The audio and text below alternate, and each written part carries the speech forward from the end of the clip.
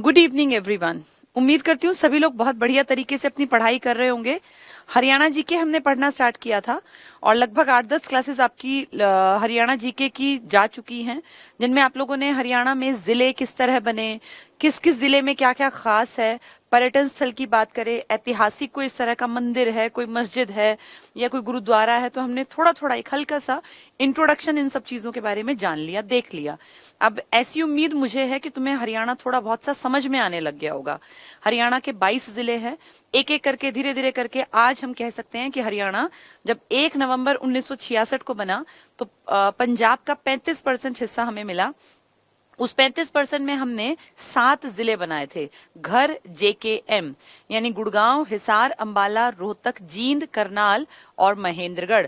फिर टाइम बीतता गया, 1972 में हमने 2 जिले नए बनाए, 22 दिसंबर को सोनीपत और भिवानी। फिर 23 जनवरी 1973 को हमने एक नया जिला बनाया, कुरुक्षेत्र। फिर 75 में हमने बनाया सिरसा, आजादी के ठीक 11 दिन बाद, यानी 26 अगस्त 1975 को सिरसा आपका जिला बना।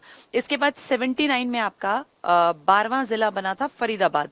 फरीदाबाद प बताया था ना, ये 15 अगस्त 1979 को। फिर 10 साल का एक ब्रेक आया और फिर 1 नवंबर 1989 को KRPY 4 जिले आपके बने, जिनमें से जो ये अपना पानीपत था ये 1991 में वापस जाके चिपक गया था करनाल के हिस्से में।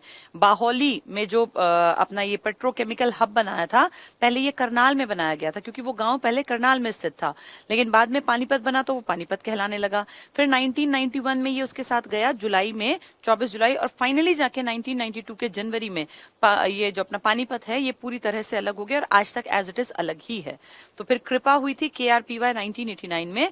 इसके बाद 1995 में 95 पंचकुला, 15 अगस्त 1995 को पंचकुला आपका जिला बना। फिर 97 में F और J, 15 जुलाई 1997 को फतेहाबाद और झज्जर आपके जिले बने।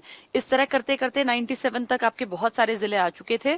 फिर 4-4-5 को, यानी 4 अप्रैल 2005 को आपका सत्यमेवपुरम, जिसको मेवात नाम मिला और अब उसका नाम है नूह, ये बना। और 2008 में पलवल, 15 अगस्त 2008 को पलवल 21वां जिला, और सबसे नया जिला आपका बना है नवंबर 2016 को, 16/11/2016 को 22वें जिले के रूप में आपके सामने निकल कर आया चरखी दादरी। दादुर के नाम पर इसका नाम दादरी, मेंढक की अधिकता हुआ करती थी, कहते हैं यहाँ एक तालाब में। कहीं लिखा है कि ये पृथ्वीराज के बेटे ने, जो तीसरे नंबर के बेटे थे बिल्वराज, उन्होंने भी बसाया था। तो अपनी अपनी अलग अलग मान्यताएं हैं। चलिए, ये सब हम लोगों ने जान लिया। बहुत सारे ऐतिहासिक स्थलों के बारे में थोड़ी बहुत बातचीत हुई, फिर हमने देखा कि कहाँ का क्या फेमस है। तो एक माइंड में तुम्हारे में एक मैप छप गया होगा, जिसमें सबसे ऊपर के 4 जिले अगर कोई कहे तो तुम्हें सीधे पता हो। सबसे ऊपर पंचकुला, उसके साइड में अंबाला, उसके साइड में यमुनानगर, और अंबाला यमुनानगर के नीचे की तरफ आता है कुरुक्षेत्र। ये एक पट्टी है, एक मंडल है। कुरुक्षेत्र के 2 पैरों की तरह ऊपर कैथल, नीचे करनाल, और करनाल के नीचे अपना पानीपत, ये दूसरी पट्टी है। फिर बड़ी पट्टी की तरफ अगर चलें तो सिरसा, फतेहाबाद, हिसार और जींद तीसरी पट्टी। चौथी पट्टी में आप बिल्कुल बीच वाले हिस्से को देख पाते हैं, जिसमें रोहतक अगर हम बीचों बीच मानते हैं तो उसके एक तरफ देखें तो सोनीपत, दूसरी तरफ देखें तो अपना ये चरखी दादरी और भिवानी, और नीचे देखें तो झज्जर। इसके और नीचे चलते हैं तो एक छोटी सी बेल्ट मिलती है हमें गुड़गांव, रेवाड़ी, महेंद्रगढ़ की, और उसके और नीचे जाते हैं तो फरीदाबाद, पलवल और मेवात या नूह। इस तरह करके पूरा आपके दिमाग में अब एक मैप बना हुआ होना चाहिए, ताकि आप फाइंड आउट कर सकें कि कौन सा जिला किसके करीब पड़ता होगा। आज इन सब चीजों को, जो मैंने आपको स्टार्टिंग में जब क्लासेस ली तो 2-3 दिन तक किताब से कुछ नहीं पढ़ाया, ना ही बोर्ड पे कुछ पढ़ाया, तब सिर्फ वैसे ही समझाई थी चीजें। तो उसी समझ को अब हम आगे किताबी भाषा के रूप में देखेंगे, ताकि हमें एग्जाम में दिक्कत ना रहे। तो हम हरियाणा के बारे में बहुत सारी बातें जानते हैं, और हम ये भी जानते हैं कि हरियाणा जो बना था ये एकदम से नहीं बना हरियाणा, बल्कि हरियाणा को बनने के लिए एक लंबी लड़ाई लड़नी पड़ी। और इतिहास गवाह है कि 1925 से लेकर लगातार 28, 31, 32, जब तक देश की आजादी सिर पे लग रहा था कब आएगी, उसी दौर में 1925 में, 1925 में पहली बार मुस्लिम लीग का अधिवेशन हुआ था दिल्ली में। दिल्ली में मुस्लिम लीग, जो कि मेनली मुस्लिम कम्युनिटी के लिए ही काम करने के लिए बनाई गई थी, इनका एक अधिवेशन हुआ, और इसमें पीरजादा मोहम्मद हुसैन, कहीं कहीं लिखा है सिर्फ मोहम्मद हुसैन, वो वही आदमी है, पीरजादा मोहम्मद हुसैन ने एक तरह से अध्यक्ष थे ये, और इन्होंने डिमांड उठाई कि भाई इस तरह से जो हरियाणा का हिस्सा है ना, अब जैसे दिल्ली है, दिल्ली के इधर भी हम हैं हरियाणा, इधर भी और इधर भी, तो दिल्ली में एक बैठक होती है और वो कहते हैं कि जो पंजाब के साथ जो ये हिस्सा हरियाणा का हमने उस टाइम पे 57 की क्रांति के बाद से ना, 1857 की क्रांति हुई, इस क्रांति में आप अच्छी तरह जानते हैं कि पंजाब ने साथ नहीं दिया था। कारण था पंजाब के 5वें और 9वें गुरु, 10 ही तो गुरु हैं, 5वें और 9वें गुरु का मर्डर हुआ था, और उस मर्डर में सबसे बड़ा हाथ था मुगल बादशाहों का। जहांगीर ने मरवाया था 5वें गुरु गुरु अर्जुन देव जी को, और तेग बहादुर जो कि 9वें गुरु थे, इनका सर कलम करवाया था औरंगजेब ने। तो कहीं ना कहीं मुगलों के प्रति उनके मन में एक नेगेटिविटी थी, और उसका फायदा अंग्रेजों ने उठाया। कैसे? उन्होंने पंजाब की तरफ के लोगों को ये कहा कि तुम क्यों लड़ रहे हो 57 की क्रांति कहने के लिए, क्योंकि तुम देखो इस क्रांति का हेड कौन है। इस क्रांति का हेड था बहादुर शाह जफर, जो कि किसका खून है? बहादुर शाह जफर। 1857 की क्रांति का मेन लीडर तो यही था, और इसमें किसका खून था इसकी रगों में? उन मुगलों का, जिन्होंने कि तुम्हारे गुरुओं को मारा। तो तुम कैसे इनका साथ दे सकते हो? ऐसे इनको गलत तरीके से बात को रिप्रेजेंट करके, और पंजाब में क्रांति नहीं हुई थी इसी कारण से। लेकिन आप देखो, अंबाला से स्टार्टिंग की कोशिश की गई थी, वो अलग बात है कि वो सक्सेसफुल नहीं हुई, गुड़गांव में पहुंची, क्योंकि दिल्ली का असर तो था ना।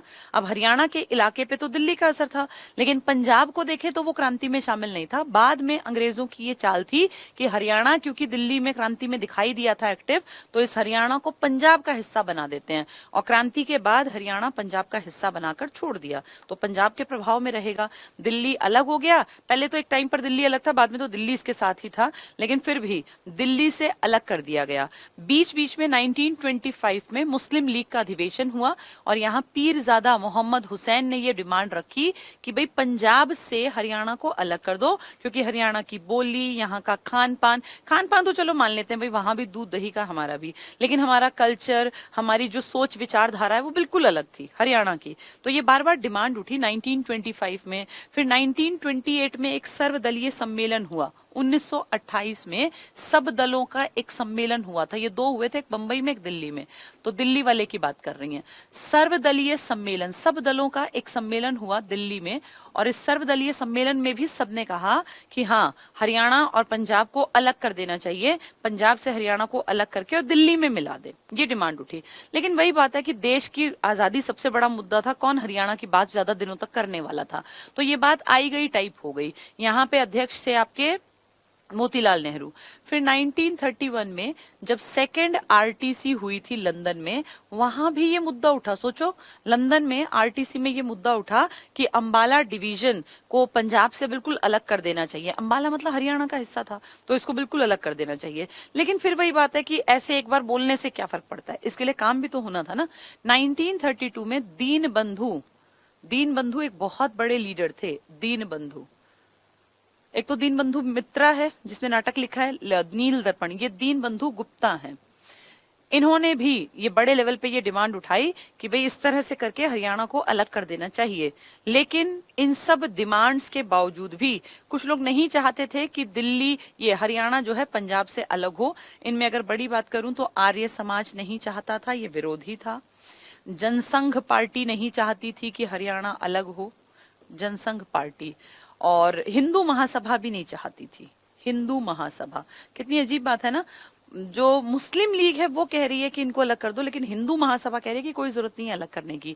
ये तीनों एंटी थे, विरोधी थे कि नहीं, कोई जरूरत नहीं है आपको इनको अलग करने की, और जानबूझ के इनको बंटवारा मत करो इनके बीच में। खैर, ये बात ठीक है, सुनी, अभी कभी दिमाग में डल गई एक विचार के रूप में, लेकिन फाइनली हम लोग उनसे अलग नहीं हो पाए, और ये साथ हमारा लंबा चलता रहा। देश आजाद हुआ। आजादी के बाद ये बात उठी कि राज्य बनाने पड़ेंगे। सब लोग जानते थे कि राज्य बनाने पड़ेंगे।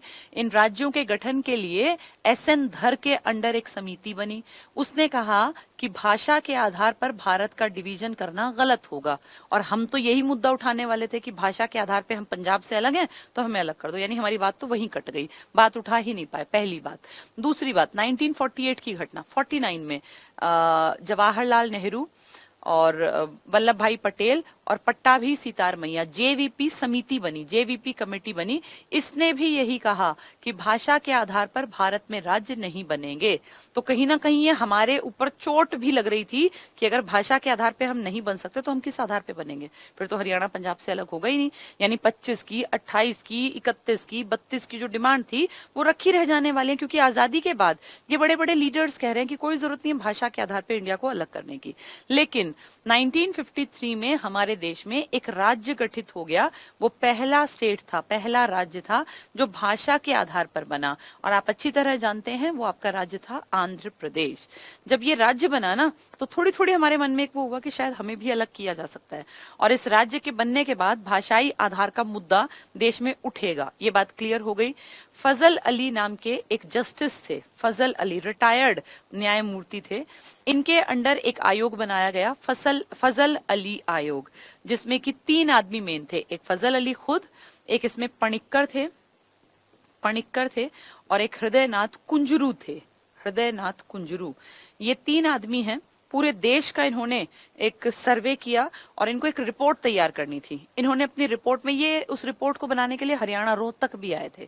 तो रोहतक में हमारे जो हरियाणा साइड के लीडर्स थे, इन्होंने इनकी अच्छी आओ भगत की, चाय पानी पिलाया, भाई इनको दलीलें दी कि देखिए जी हम तो बिल्कुल अलग हैं, और जो हमारा रहन सहन है, खान पान है, वो उतना मैच नहीं करता, हमारी बोली मैच नहीं करती, पंजाबी भाषा हमें नहीं आती, और हम कहीं ना हमारा मैच जो है वो बढ़िया नहीं है, आप हमें एक राज्य में ना रखें। ठीक है, इन्होंने सुन लिया, वो सबकी सुनते जा रहे थे।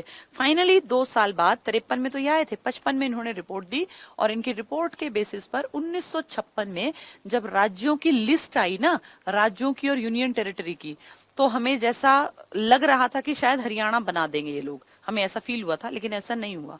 और आपके देश में 14 राज्य बने, लेकिन उसमें हरियाणा का कहीं नामो निशान नहीं था। किसका नामो निशान आया, किसका नाम आ गया, पंजाब का। तो हरियाणा इनडायरेक्टली किसका हिस्सा मान लिया गया, पंजाब का। कोई बात नहीं, हम पहले भी पंजाब में, तो कोई इशू नहीं, कोई दिक्कत नहीं। लेकिन अब दिक्कत उठेगी, क्योंकि जो पंजाब का इलाका है ना, इसमें धीरे धीरे करके ये मुद्दा बड़ा बनने लगेगा। बल्कि इससे पहले भी मैं आपको बता दूं, मैंने बताया भी था आपको पहले भी, जब फर्स्ट डे बताया था, कि एक आदमी थे भीमसेन सच्चर, इन्होंने एक फॉर्मूला दिया था। ये फॉर्मूला क्या था, इन्होंने कहा था देखो भाई, तुम दोनों की भाषा अलग है, बोली अलग है, तो ठीक है कोई बात नहीं, हम एक ही रहेंगे, पंजाब ही रहेंगे, लेकिन तुम्हारा जो हिस्सा है ना, इस हिस्से को हम हिंदी क्षेत्र बुला लेंगे। कोई बात नहीं, हमें कोई अलग करे ना करे, हम इसको हिंदी क्षेत्र मान लेंगे और इसको हम मान लेंगे पंजाबी क्षेत्र। लेकिन लोगों को ये बात रास नहीं आई, और सच्चर फॉर्मूला जो 1 अक्टूबर, गांधी के जन्मदिन वाले दिन नहीं है, ये याद रखना, 1 अक्टूबर 1949 को जो पेश किया गया था, जनता ने इसको खारिज कर दिया कि नहीं भाई ये क्या तरीका है, ऐसे कैसे तुम बंटवारा करोगे हिंदी क्षेत्र और पंजाबी क्षेत्र का, अगर हम होंगे अलग तो फिर राज्य की तरह से होंगे, ऐसे नहीं होंगे। तो सच्चर फॉर्मूला फेलियर रहा, फेल हो गया। इसके बाद 53 में जो मैंने अभी घटना बताई आपको, फजल अली आयोग वाली, इनके टाइम में भी ये बात हो गई कि हरियाणा अलग नहीं होगा।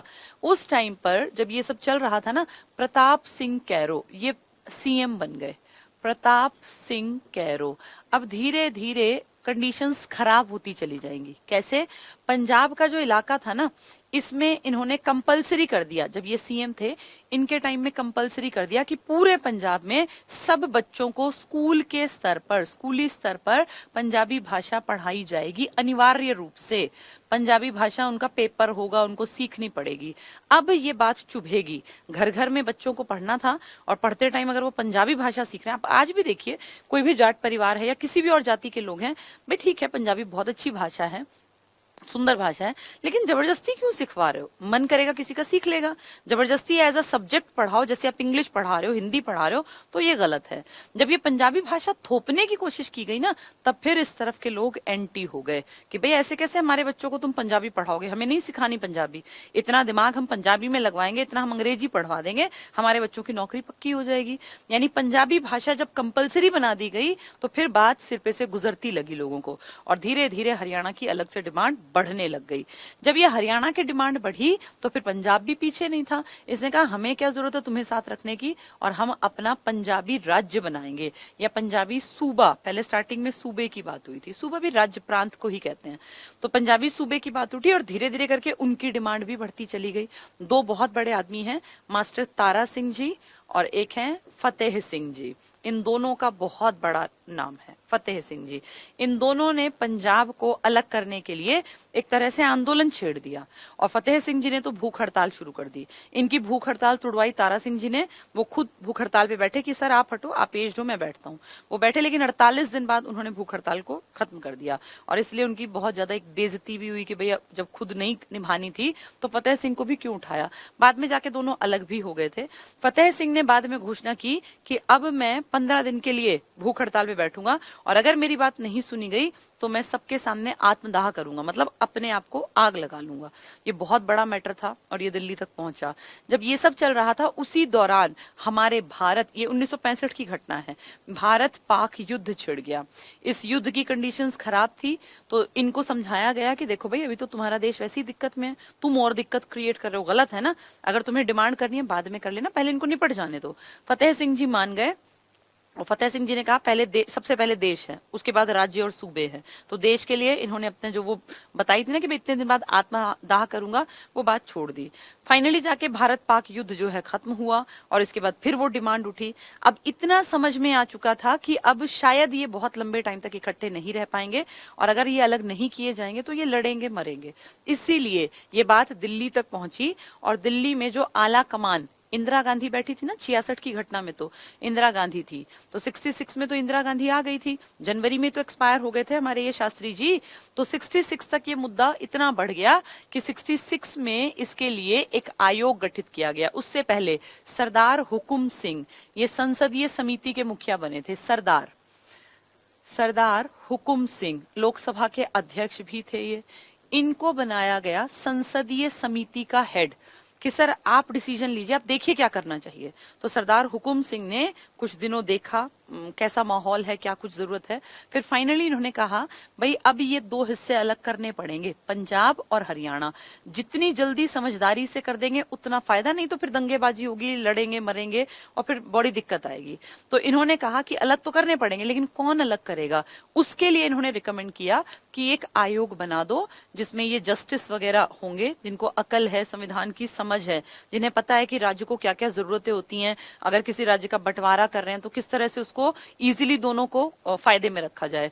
तो इसीलिए सरदार हुकुम सिंह के कहने पर एक आयोग गठित किया गया जिसके अध्यक्ष बने जेसी शाह। इसीलिए हरियाणा का जो निर्माण हुआ है ना, पंजाब पुनर्गठन जो सीमा आयोग था, उसके अध्यक्ष जेसी शाह या शाह आयोग कहलाया। ये पंजाब का दोबारा से गठन हो रहा है, इसलिए इसका नाम क्या है, पंजाब पुनर्गठन दोबारा से गठन आयोग।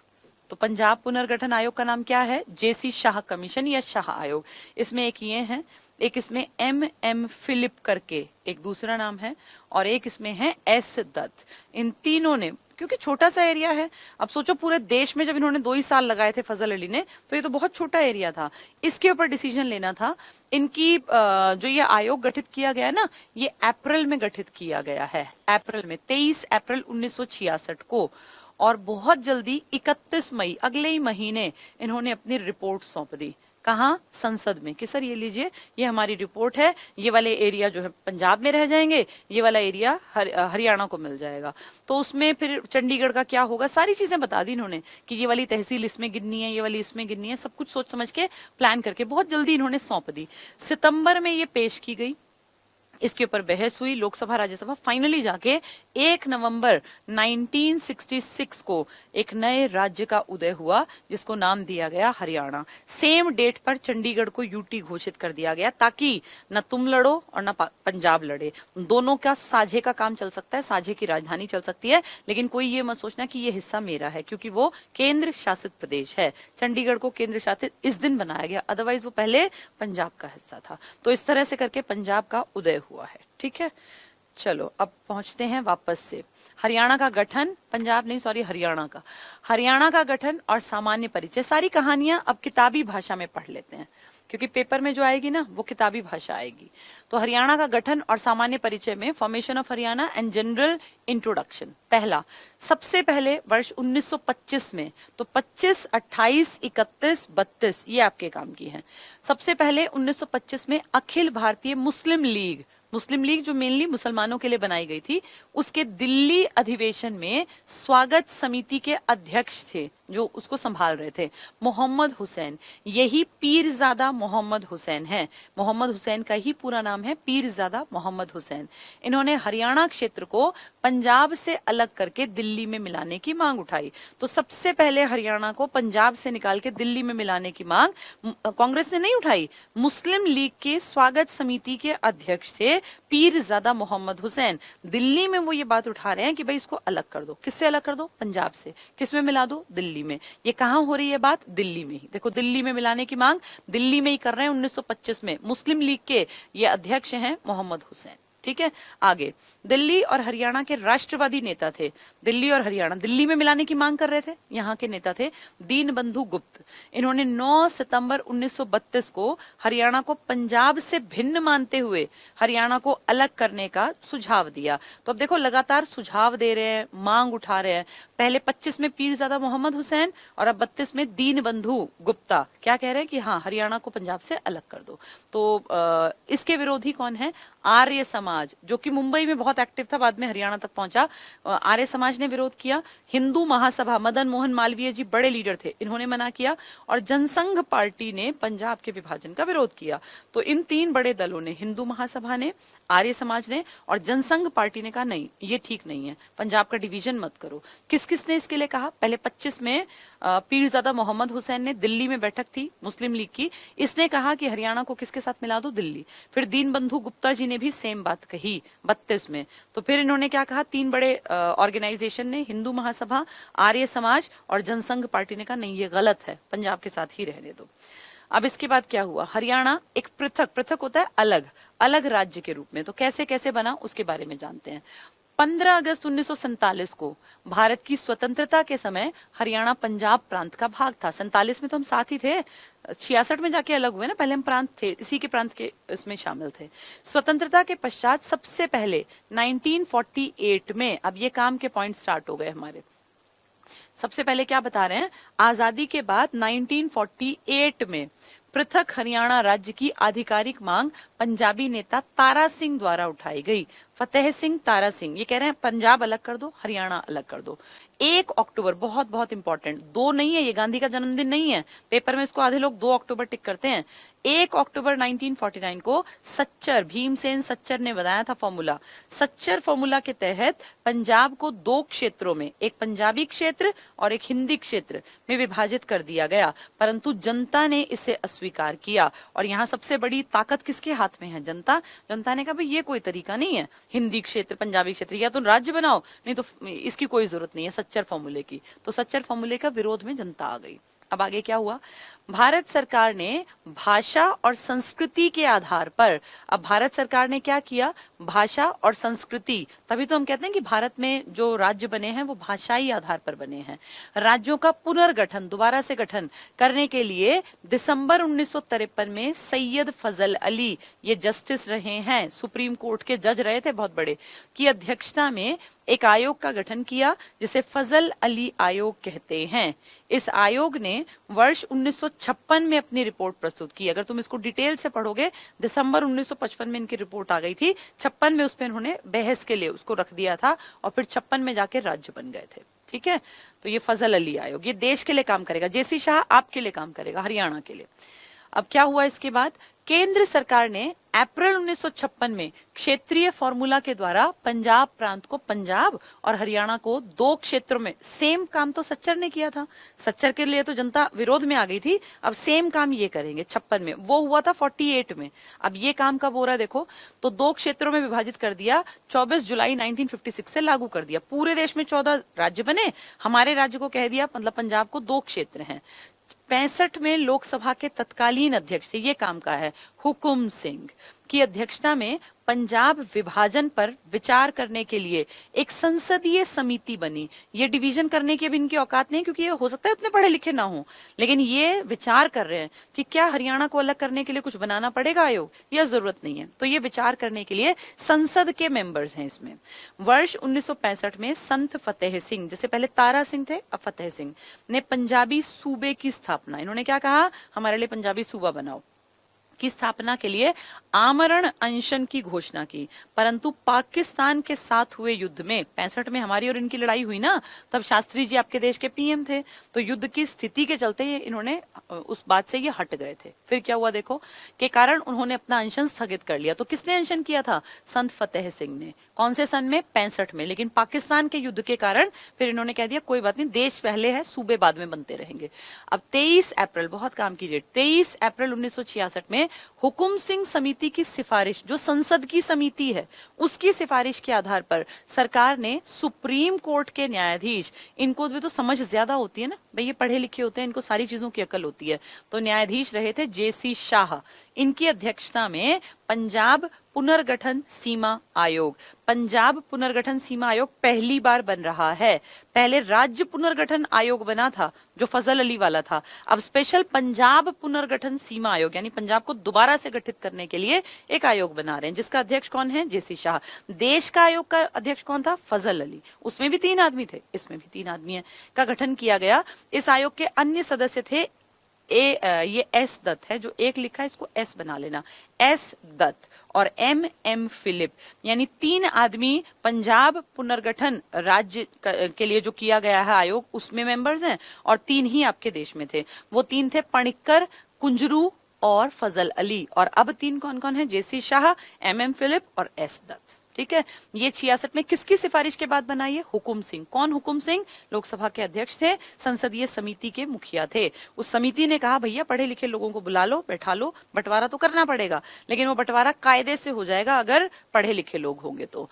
अब पंजाब पुनर्गठन विधेयक, पुनर्गठन क्यों? दोबारा से गठन कर रहे हैं, इसके लिए विधेयक लाया गया, लोकसभा राज्यसभा में पारित हुआ, तब जाके 1 नवंबर को हरियाणा राज्य बना।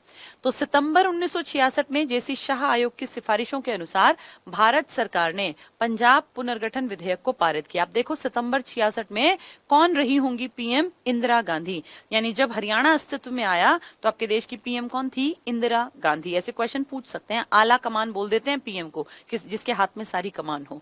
पारित किया लंबे संघर्षों के बाद, क्योंकि आप तो 47 से ही एक्टिव थे, 48 में हमने देखा हम सच्चर फॉर्मूले के खिलाफ थे और हमने क्या क्या किया। अब इतने सालों बाद जाके लंबे संघर्ष के बाद 18वें संविधान संशोधन 1966 के द्वारा, इसको थोड़ा सा समझना सभी लोग, ये बहुत ज्यादा कंफ्यूजन क्रिएट करता है। देखो ध्यान से, आपके देश में 1956 में राज्य बने, 7th अमेंडमेंट किया गया था, वो जो किताब थी ना जिसको आप कहते हैं संविधान, इसमें संशोधन किया गया 7वां, और इसके तहत आपके देश में राज्यों का गठन हुआ, बहुत सारी बातें लिख दी गई। फिर 10 साल बाद जाके 1966 में एक और अमेंडमेंट हुआ राज्यों के निर्माण को लेकर, जिस अमेंडमेंट के कारण बाद में आपका राज्य भी अस्तित्व में आया। तो आपका जो हरियाणा बना है ना, ये बहुत सारे लोग कहते हैं कि 7वां आएगा या इसमें 18वां आएगा। तो अब ध्यान से देखो, 18वां संविधान संशोधन कब हुआ था? 1966 में। ये हरियाणा कहीं नहीं लिखा है इसमें, आप इसको डिटेल से पढ़ना, मैंने पूरा पढ़ा इसको ध्यान से, इसमें कहीं नहीं लिखा कि हरियाणा बनेगा। फिर ऐसा क्यों कहते हैं? क्योंकि हमारे देश में राज्यों के गठन को लेकर 2 बड़े अनुच्छेद, ये संविधान संशोधन हुए। एक 56 में हुआ था 7वां, जिसके तहत वो सारे राज्य बने थे, और फिर एक हुआ है आपके 66 में 18वां, इसलिए कहते हैं कि हरियाणा 18वें। वैसे अगर आप देखोगे ना तो 7वें की कंडीशन और 18वें की ऑलमोस्ट सेम मिलेंगी पढ़ने में, दोनों राज्यों के पुनर्गठन से संबंधित थे। तो इसलिए क्योंकि उस साल को फोकस कर रहे हैं, यहाँ 18वां लिख दिया। 18वें संविधान संशोधन के द्वारा 1 नवंबर 1966 को, सेम ही तो संशोधन का साल है, को हरियाणा राज्य का गठन किया गया।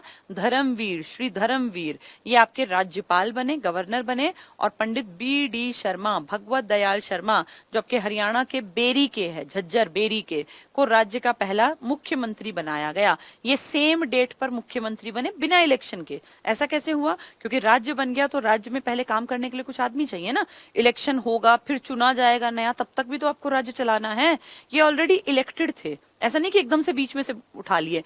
जब हरियाणा पंजाब से अलग हुआ तो 54 जो आपके बड़े बड़े ये एमएलए हैं ना, 54, ये वहां से यहाँ आए कि भैया ठीक है, ये हमारा इलाका था, हम यहीं से इलेक्टेड थे, हम यहाँ काम करेंगे। फिर अगले ही साल, अगला साल मतलब है नवंबर में तो आप बैठे हैं, मार्च 1967 में है, 4 महीने के अंदर अंदर हरियाणा में इलेक्शन कंडक्ट कराए गए, और फिर नई सरकार आपकी आ गई जो लोगों ने चुन के भेजी थी। तो इन 4 महीनों के अंदर अंदर आपकी जो सीट 54 थी ना, पहले 54 आदमी आए थे पंजाब से हरियाणा में काम करने, ये नवंबर की घटना है। इन 54 में से एक ये थे पंडित बीडी शर्मा।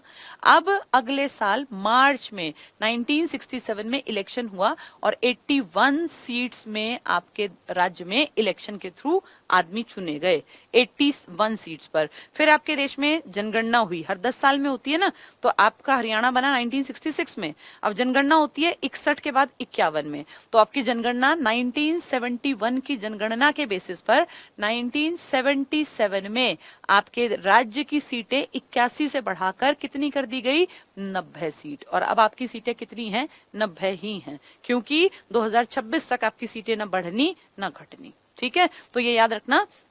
जब पंजाब से हम अलग हुए तो 54 आदमी आ गए कि भैया ठीक है हम इस इलाके के हम यही काम करेंगे, अच्छी बात है। लेकिन 67 में जब इलेक्शन कंडक्ट कराए गए तो आपके यहाँ पर 81 सीटों पर इलेक्शन हुए। और फिर 71 में जब देश की जनगणना हुई और आपकी भी जनगणना हुई अलग से हरियाणा के नाम से, गृह मंत्रालय ने कराई, तो फिर हमारी सीटें बढ़ा दी गई और फिर सीटें हमारी कितनी हो गई थी, 81 सीटें, ये सॉरी 90 सीटें जो अब है, ये 77 में हुई हैं। वैसे पहला चुनाव जो जनता के थ्रू हुआ उस पे 81 सीटें थी। दो अलग अलग बातें बता रही हूँ ये। वैसे आ गए थे उठ के 54 आदमी, फिर इलेक्शन कराए 3-4 महीने बाद 81 सीटों पर। तब तक आपकी जनगणना अलग थी ही नहीं, और जनगणना पर्सनल नहीं होती, जनगणना देश करता है। जब उसको ठीक लगेगा 10 साल बाद तब वो जनगणना करेगा। तो अब जनगणना के बाद हमारे आंकड़े नए आए, उन आंकड़ों को के बिहाफ पर हमने सीटें कितनी बना रखी है, 90। हमने क्या बना रखी है, जो आंकड़े कहते हैं उसके हिसाब से मानी गई। ठीक है, तो ये बीडी शर्मा ये सीएम बने। समझ में आ गया होगा अब ये कि किस कारण वो 7वां कहलाता है, 18वां कहलाता है, सीट्स कैसे कैसे घटी बढ़ी हैं। चलिए आगे क्या कहते हैं। हरियाणा भारतीय संघ का 17वां राज्य बनाया गया, जिसमें 6 मंडल, 22 जिले, 93 तहसील और 140 खंड हैं। ये घट बढ़ सकते हैं। जब हम पेपर से पहले तैयारी करेंगे ना तो हम इसको एक बार डिटेल से पढ़ेंगे, कितने मंडल, कितने उपमंडल, कितनी तहसीलें और कितने जो है अपने जिले, फिर कितने उनमें कस्बे हैं, कितने गांव हैं, कितनी ग्राम पंचायतें हैं, सब कुछ पढ़ेंगे। वो सब आंकड़े हैं जब इसको राजनीतिक तौर पे पढ़ेंगे। इतिहास में हरियाणा शब्द की चर्चा। क्या हरियाणा शब्द इतिहास में था? बिल्कुल। ऋग्वेद में हमारा नाम है रज हरियाणे। रज होती है मिट्टी, रज मतलब मिट्टी, तो रज हरियाणे हमारा नाम रहा। ब्रह्माव्रत हमें कहा गया और श्रीकंठ जनपद हमें कहा गया। ढेरों नाम है हरियाणा के जो इतिहास की किताबों में दर्ज हैं। तो क्या बता रहे हैं ये, हरियाणा शब्द का सबसे पहले प्रयोग विश्व के प्राचीन ग्रंथ है ऋग्वेद, उसमें रज हरियाणे के रूप में किया गया। ये पूछा गया कई बार, रज हरियाणे कहाँ लिखा हुआ है, तो हमारे ऋग्वेद में। ऋग्वेद जिनमें आर्यों के टाइम की सारी बातें हैं। मनुस्मृति, मनुस्मृति क्या है? स्मृति ग्रंथ है ना, जिसमें मनुस्मृति को जानते हो क्या कहते हैं? दुनिया का पहला संविधान कहते हैं। ये कानूनों की किताब थी, लेकिन इसमें एक दिक्कत मानी गई कि ये जब लिखी गई तब ब्राह्मणों का सर्वोच्च काल था, तो इसमें ब्राह्मणों को तो बहुत अच्छा दिखाया गया, कोई दिक्कत नहीं, लेकिन बाकी लोगों को बहुत निम्न दिखाया गया, जिसके की कारण बहुत लोग कहते हैं कि मनुवादी सोच के लोग जो हैं वो ठीक बातें नहीं करते। इस कारण से शुंग काल में इसकी रचना हुई थी मनुस्मृति में। इसमें हमें क्या कहा गया कि ये ब्रह्मावर्त है, ब्रह्मावर्त। तो भारत का नाम ब्रह्मावर्त कहाँ लिखा गया है? मनुस्मृति में। सबसे प्राचीन स्मृति है मनुस्मृति। स्मृति है ना जो याददाश्त पे बेस्ड लिख दी गई है, तो मनुस्मृति सबसे प्राचीन स्मृति है, उसमें हमारा नाम है ब्रह्मावर्त। हमें रज हरियाणे कहाँ लिखा गया है? अपने ऋग्वेद में। और इसे सरस्वती की, हरियाणा किसके बीच में बसा हुआ? देखो 2 पवित्र नदियां बता दी कि हरियाणा बसा हुआ है सरस्वती नदी और दृशद्वती नदियों के बीच में। ये कहाँ लिखा है? मनुस्मृति में। सबसे प्राचीन स्मृति है ये, शुंग काल में लिखी गई, ईसा पूर्व की शताब्दी में। और हमारा नाम क्या बता दिया? ब्रह्मावर्त हमारा नाम है। ब्रह्मा भगवान से याद कर लेना। बाणभट्ट, बाणभट्ट पता होगा ना आपको, हर्षचरित जिसने लिखी है। बाणभट्ट किसके दरबार में था? 7वीं शताब्दी के राजा थे हर्षवर्धन, इनके दरबार में। तो इस बाणभट्ट ने लिखी है हर्षचरित, राजा हर्षवर्धन के लिए। हर्षवर्धन ने राज किया 606 से लेके 647 एडी की बात है, यानी 7वीं शताब्दी में इसने राज किया। इसकी पहले राजधानी थी थानेसर, कुरुक्षेत्र वाली। बाद में इसने अपनी बहन की शादी जहां की थी उसके हस्बैंड का मर्डर कर दिया था, बंगाल और एमपी साइड के, मालवा साइड के राजाओं ने मिलके। तो फिर इसने अपनी बहन की प्रॉपर्टी भी संभाली और फिर इसने राजधानी बनाई थी कन्नौज, जो यूपी का इलाका है। तो इस तरह से हर्षचरित किताब लिखी गई है बाणभट्ट के द्वारा। इसमें 8 अध्याय हैं। ये भी एचएसएससी ने पूछा था, जिनमें से शुरुआती 3 में हर्ष के प्राचीन जो कोई इनके पुश्तैनी लोग रहे उनका वर्णन है, और अगले 5 में हर्ष की विजय और हर्ष के काम का सारा वर्णन है। इस इतने प्रतापी राजा को भी नर्मदा के तट पर हरा दिया था पुलकेशियन द्वितीय ने, जो चालुक्य वंश का था। ठीक है, तो बाण भट्ट ने लिखी किताब हर्षचरित, उसमें हमारा नाम क्या दिया, श्रीकंठ जनपद। तो देखो ब्रह्मावर्त किसमें कहा गया, मनुस्मृति में, जो सबसे प्राचीन स्मृति है।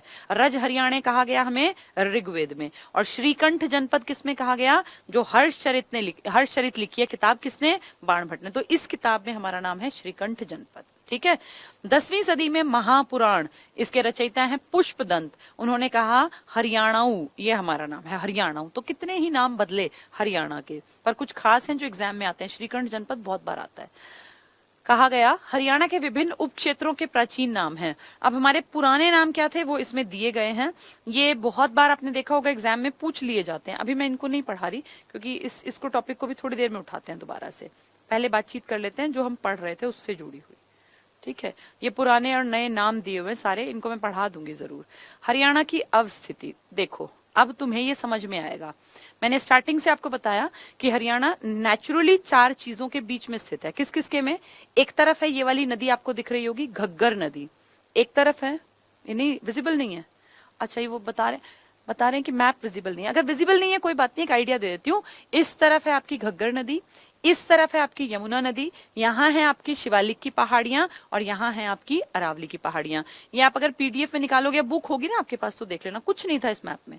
अभी ये नहीं पढ़ाऊंगी, ये वाला मैप अभी नहीं पढ़ाऊंगी, इसको दूसरे मैप्स मैंने बनवा लिए हैं बहुत बढ़िया, उनसे पढ़ाऊंगी। ठीक है, उसमें आपको कलर्स वगैरह सब दिखेंगे। चलिए, हरियाणा का देश में पहला स्थान, किस किस चीज में हरियाणा नंबर 1 है, तो हरियाणा ढेरों चीजों में नंबर 1 है। हरियाणा के लोग जिन चीजों में ज्यादा इंटरेस्ट रखते हैं कि भाई ट्रैक्टर में हमारा नाम है, अब तो हम पंचायती राज में पढ़े लिखे पंचायती राज वाले कहलाने लग गए हैं। हमने गौ संरक्षण अधिनियम सबसे पहले बनाया, वैट हमने बहुत पहले लागू किया, ट्रैक्टर के निर्माण में हम बहुत आगे हैं। तो इस तरह के कुछ पॉइंट्स हैं जो एग्जाम्स में आते हैं। देश में सर्वाधिक ट्रैक्टर का निर्माण हरियाणा में होता है, और हरियाणा में याद है आईसर पढ़ा था हमने फरीदाबाद में पढ़ा, औद्योगिक नगरों में कई सारी चीजें थी ना, जेसीबी भी थी और आइसर भी था, वहां केल्विनेटर फ्रिज भी बनते थे। तो ट्रैक्टर जब भी आएगा तो हरियाणा का फरीदाबाद याद करना, और हरियाणा तो देश में नंबर 1 है ही। कृषि ऋण माफ करने वाला देश का पहला राज्य हरियाणा है, जिसने किसानों का कृषि ऋण भी माफ किया। अब नहीं, बहुत पहले किया था, तो तब की बात है कि हम नंबर 1 थे।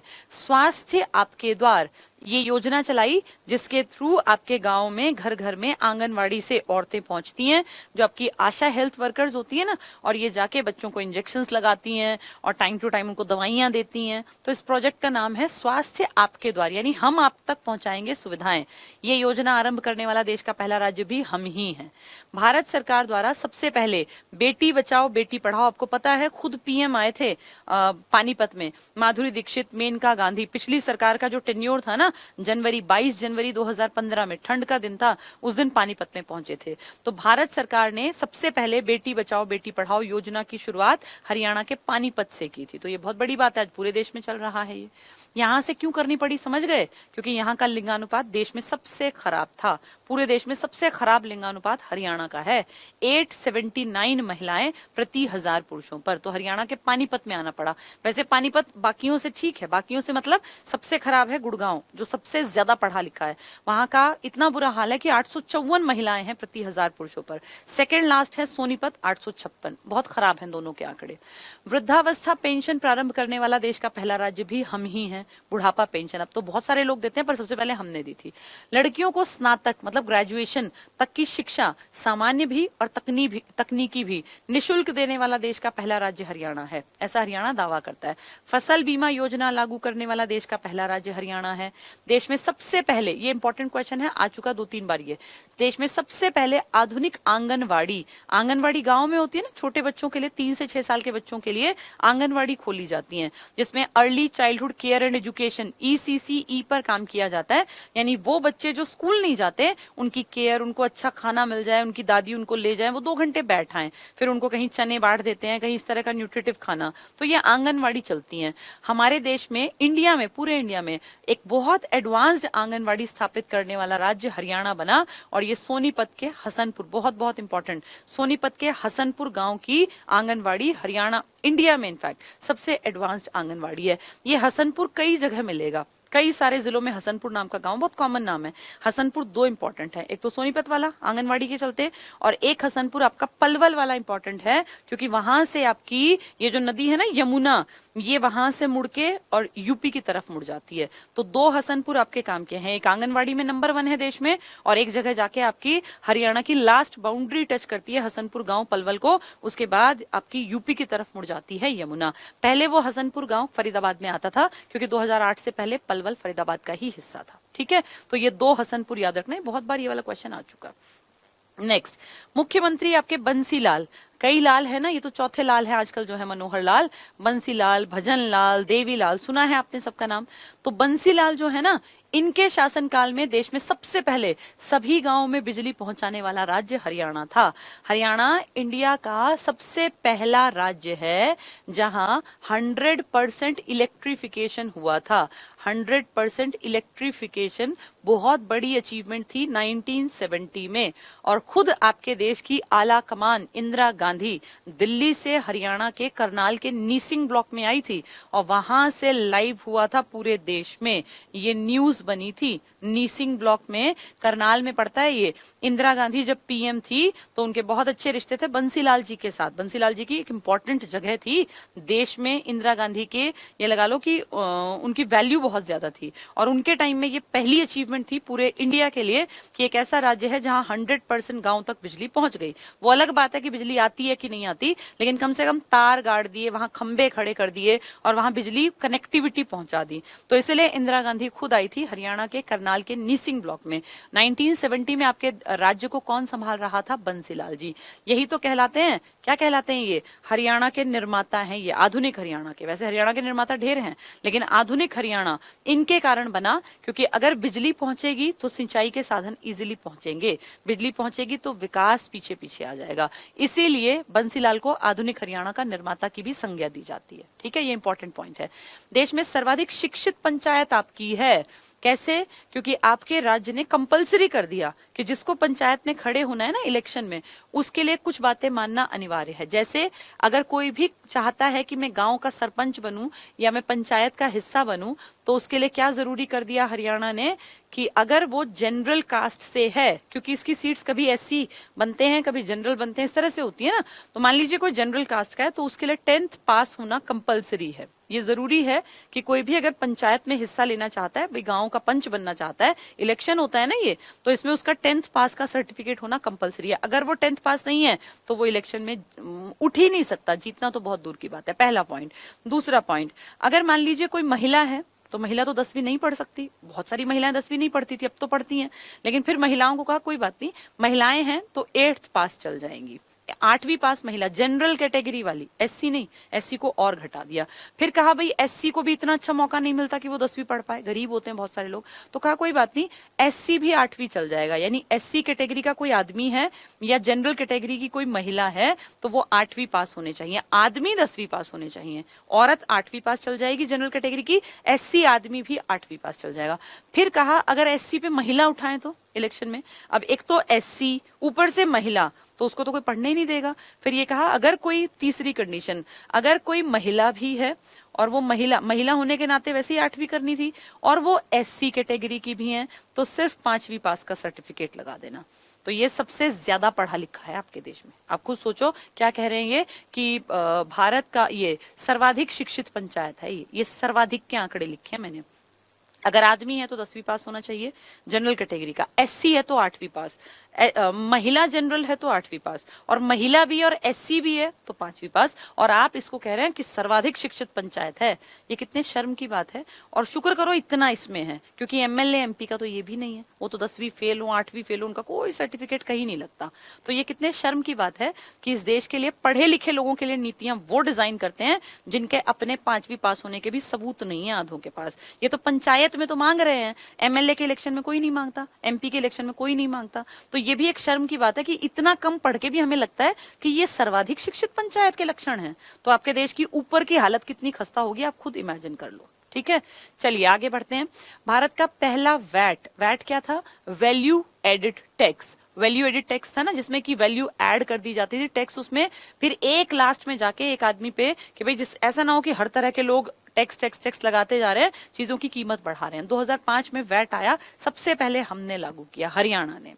गौ संरक्षण कानून, ये पेपर में आ चुका, गायों का संरक्षण करने के लिए कानून पारित करने वाला देश का पहला राज्य हरियाणा है। ये अच्छी बात है, प्राउड की बात है। क्या गायों के लिए कानून बनाना आपके संविधान में कहीं लिखा हुआ है? बिल्कुल। आपके संविधान के नीति निर्देशक जो तत्व है ना, उसके आर्टिकल 48 का संबंध इसी तरह की चीजों से तो है, वन्य जीव और इन सब से है। तो इसमें गौ संरक्षण के लिए भी काम किया गया। ये नीति का निर्देश था, हमने इसको आदेश मान के अपने यहाँ कानून बना दिया। तो गौ संरक्षण कानून आपके राज्य में कब बना? 2015 में। ये देश का पहला राज्य है जहां पे गायों की और उनके जो गायों के बच्चे होते हैं, इनकी रक्षा के लिए हमने कानून बनाया। तो कितनी अच्छी बात है। वैट हमने सबसे पहले लगाया। ये शिक्षित पंचायत हमारी, हमसे पहले वैसे शिक्षित ना राजस्थान की थी, लेकिन सर्वाधिक शिक्षित हमारी है। भारत में सबसे पहले सैनिक आईटीआई होते हैं ना, जहां कोर्सेज करते हैं, तो सैनिक आईटीआई सबसे पहले कहां स्थापित हुई है? हमारे हरियाणा में। नई खेल नीति 2015 के अंतर्गत खिलाड़ियों को सर्वाधिक पुरस्कार दिया जाता है, 6 करोड़ रुपए। किसको दिए जाते हैं? जो ओलंपिक में गोल्ड मेडल उठाता है उसको 6 करोड़ रुपए मिलेंगे। उसके बाद AC, अगर कोई एशियन में उठाता है तो उसको 4 करोड़ रुपए मिलेंगे, और कोई अगर कॉमनवेल्थ में उठाता है तो उसको कम रुपए मिलेंगे। तो इस तरह से डिवीजन कर रखा है कि भाई सबसे बड़ा जो प्राइज है वो 6 करोड़ रुपए का मालिक बन गया तुरंत, अगर कोई ओलंपिक में गोल्ड लाता है। ये बहुत बड़ी बात है, इतना कोई नहीं देता। लोग प्राइज देते हैं 10 लाख, 20 लाख, 30 लाख, 50 लाख, लेकिन हमने कितना कर रखा है? 6 करोड़। क्यों? ताकि हरियाणा के लड़के और लड़कियां खेलने की तरफ आकर्षित हों, वो खेलने के लिए आगे बढ़े। तो 6 करोड़ कोई छोटी चीज थोड़ी है। नेक्स्ट, देश का सबसे पहला राष्ट्रीय रक्षा विश्वविद्यालय, ये काम की चीज है। राष्ट्रीय रक्षा विश्वविद्यालय को आप कहते हैं, ये इंदू है, INDU, Indian national defence university. Indu, paper में इंदू आएगा तो लोग सोचेंगे पता नहीं क्या ये। इंडियन नेशनल डिफेंस यूनिवर्सिटी, ये नेशनल डिफेंस यूनिवर्सिटी और इंडियन है ही, तो इसलिए इसका नाम क्या है? इंदू। अब से पहले हमारे पास NDA था, नेशनल डिफेंस अकेडमी। कहाँ था ये? खड़गवासला। कहाँ पड़ेगा ये? खड़गवासला आपके पुणे में। और पुणे कहाँ पड़ेगा? पुणे आपके पड़ेगा महाराष्ट्र में। यहाँ 12वीं पास लड़के जाते थे, 12वीं के बाद फिर उनको लगभग उनका मेरे ख्याल 3 साल का कोर्स है, जिसमें उनको खूब रिगरस ट्रेनिंग देते हैं, बहुत बढ़िया। उनको ये मान लो मेंटली फिजिकली उनको इतना ट्रेंड कर देते हैं कि वो हीरा बन के चमक जाते हैं। उसके बाद फिर उनको भेजा जाता है IMA में, देहरादून में, अलग अलग जगह। जैसे आर्मी वालों को अलग भेज देते हैं, नेवी वालों को अलग, एयरफोर्स वालों को अलग। यहाँ सबकी साझे की ट्रेनिंग होती है NDA में। ऐसे ही एक था NDC, नेशनल डिफेंस कॉलेज। ये नेशनल डिफेंस अकेडमी थी, ये नेशनल डिफेंस कॉलेज था। ये आपके नई दिल्ली में है, न्यू दिल्ली। कॉलेज दिल्ली में है, ऐसे याद कर लेना। अब बन गई है आपकी इंदू, NDU। आई छोड़ दो, अगर हम आई को छोड़ दें तो नेशनल डिफेंस यूनिवर्सिटी, ये नेशनल डिफेंस कॉलेज, ये national defence academy. Academy Pune में है, कॉलेज दिल्ली में है, और ये आपके हरियाणा बिनौला गांव में, हरियाणा में। तो कितनी बड़ी बात है कि सोचो, पूरे देश की यूनिवर्सिटी है जहां पे डिफेंस के बारे में शिक्षा दी जाएगी, पढ़ाया जाएगा। तो कितनी बड़ी बात है। और ये कहाँ बनाई गई है? हमारे हरियाणा के बिनौला में। तो ये गुड़गांव में। बहुत बड़ी अचीवमेंट मानो, क्योंकि पुणे खड़गवासला को सब जानते हैं, NDA को, NDC भी सब जानते हैं। अब NDU हमारे यहाँ पर 2013 से इस पे काम चल रहा है, कई साल लगते हैं इन चीजों को पूरा होने में। ठीक है। हरियाणा राज्य सभी गांवों को पक्की सड़कों से जोड़ने वाला देश का पहला राज्य है। हमने पहले सब गांवों में बिजली पहुंचाई, 70 में खुद इंदिरा गांधी आई, और अब हम कह रहे हैं कि सब गांवों को पक्की सड़क से जोड़ दिया हमने, वरना कच्ची सड़कों से तो पहले भी बहुत सारे गांव कनेक्टेड थे। हमने देश में सबसे पहले पक्की सड़कें पूरे हर एक गांव तक पहुंचा दी, बिजली पहुंचा दी, पक्की सड़क पहुंचा दी। तो हम नंबर 1 अपने आप बन गए। गौ संरक्षण के लिए हमने काम किया, कई अच्छे काम किए हमने। नेक्स्ट कह रहे हैं, भारत सरकार द्वारा, तो ये हमारा खुद का अचीवमेंट नहीं है, भारत सरकार ने देखो क्या किया। भारत सरकार द्वारा देश की पहली CNG train, compressed natural gas, compressed जिसको दबाया जाए, कंप्रेस्ड नेचुरल गैस, ये 15 जनवरी 2015 को चली। देश की पहली, आपकी पर्सनल नहीं है ये, लेकिन कितनी बड़ी बात है कि हमारे राज्य में चली है। कहां से कहां? रेवाड़ी से रोहतक।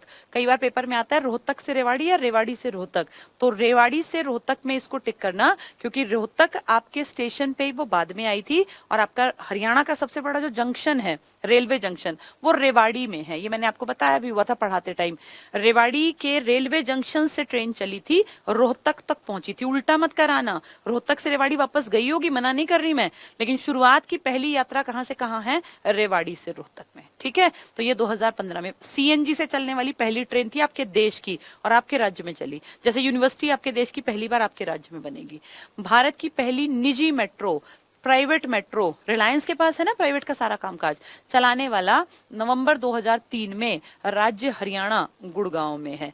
गुड़गांव में आप जानते हैं आपका बहुत एडवांस शहर है, सारा कल्चर वहां जाने के बाद लगता है विदेश में आ गए। पूरा कल्चर इस तरह का है, मेडी सिटी आपकी वो है, टेक्नोलॉजी के मामले में तो बहुत बहुत एडवांस है। और दुनिया के बेहतरीन 100 कंपनीज में से 93 तो आपके हरियाणा में गुड़गांव में बना के बैठी हैं अपने ऑफिसेस। तो कितना बड़ा कामकाज है, कॉल सेंटर है। तो यहाँ पे उस निजी मेट्रो की इंपॉर्टेंस थी, रिलायंस ने चलाई थी ये निजी मेट्रो, इसका खर्चा रिलायंस ने उठाया, इसकी स्पीड बाकी मेट्रो से बहुत ज्यादा थी, इसके स्टेशन ज्यादा नहीं थे, ये एयरपोर्ट से चलती थी क्योंकि एयरपोर्ट पे ही लोग आते हैं अमीर टाइप के जो आते हैं विदेशों से, और सीधे फिर वो गुड़गांव की कनेक्टिविटी थी, कोई उसमें खास स्टॉपेज नहीं था।